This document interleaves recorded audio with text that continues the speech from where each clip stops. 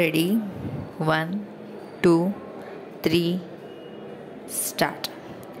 ಈ ನ್ಯಾಯಾಲಯ ಮತ್ತು ಇತರ ನ್ಯಾಯಾಲಯಗಳ ತೀರ್ಪುಗಳನ್ನು ಸರಿಯಾಗಿ ವಿಶ್ಲೇಷಣೆ ಮಾಡಿ ಪರಿಶೀಲಿಸಿದಾಗ ಮಾನಸಿಕ ಕ್ರೌರ್ಯದ ಯಾವುದೇ ಸಮಗ್ರ ವ್ಯಾಖ್ಯಾನವು ಎಲ್ಲ ರೀತಿಯ ಮಾನಸಿಕ ಕ್ರೌರ್ಯದ ಪ್ರಕರಣಗಳನ್ನು ಒಳಗೊಳ್ಳಲು ಸಾಧ್ಯವಿಲ್ಲ ಎಂದು ನಾವು ಖಚಿತವಾದ ತೀರ್ಮಾನಕ್ಕೆ ಬಂದಿರುತ್ತೇವೆ.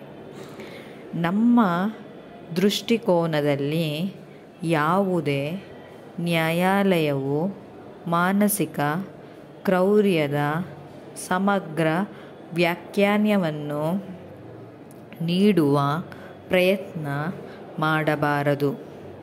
ಮಾನವನ ಮನಸ್ಸು ಅತ್ಯಂತ ಸಂಕೀರ್ಣವಾಗಿದೆ ಮತ್ತು ಮಾನವನ ನಡವಳಿಕೆಯು ಅಷ್ಟೇ ಜಟಿಲವಾಗಿದೆ.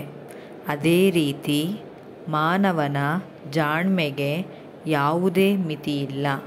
ಆದುದರಿಂದ ಮಾನವನ ಪೂರ್ತಿ ನಡವಳಿಕೆಯನ್ನು ಒಂದೇ ವ್ಯಾಖ್ಯಾನದಲ್ಲಿ ಸಂಯೋಜಿಸುವುದು ಅಸಾಧ್ಯವಾಗಿದೆ. ಒಂದು ಪ್ರಕರಣದಲ್ಲಿನ ಕ್ರೌರ್ಯವು ಇನ್ನೊಂದು ಪ್ರಕರಣದಲ್ಲಿ ಕ್ರೌರ್ಯ ಆಗದೇ ಇರಬಹುದು.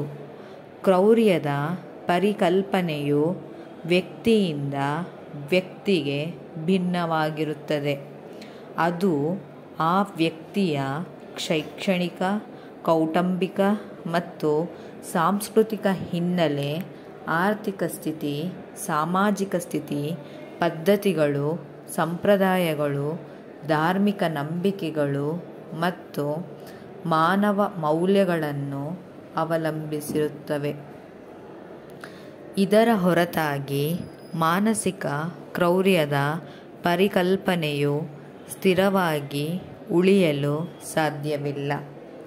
ಆಧುನಿಕ ಸಂಸ್ಕೃತಿಯ ಪ್ರಭಾವ, ಮುದ್ರಣ ಮತ್ತು ವಿದ್ಯುನ್ಮಾನ ಮಾಧ್ಯಮಗಳು ಮತ್ತು ಮೌಲ್ಯ ವ್ಯವಸ್ಥೆ ಇತ್ಯಾದಿಗಳ ಮೂಲಕ ಸಮಯಕ್ಕನುಸಾರವಾಗಿ ಇದು ಬದಲಾವಣೆಗೆ ಒಳಪಡುತ್ತದೆ.